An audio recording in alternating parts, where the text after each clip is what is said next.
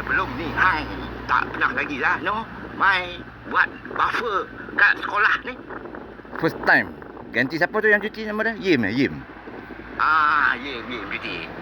Mana kata malam ni hang partner dengan tu lah si Poyo. Poyo anak haram jadah tu. Perangai macam setan, macam iblis.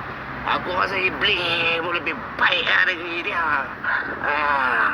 Apa nanti kalau hang ada peluang duduk dengan aku partner, aku jenis orang punya sampel punya orang tak ambil tahu hal orang.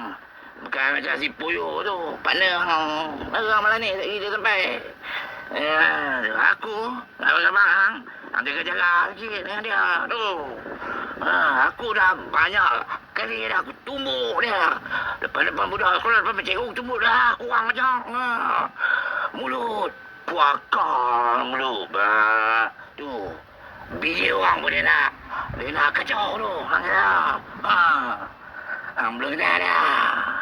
Tak apa. Aku habis kerja, aku nak tunggu pagi, aku nak balik. Tunggulah. Saya si Poyo tu. Sampai. Okey, selamat. Terima kasih Ana.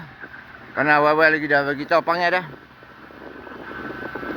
Apa gunanya aku dianugerahkan sepasang mata untuk terang lagi nyata.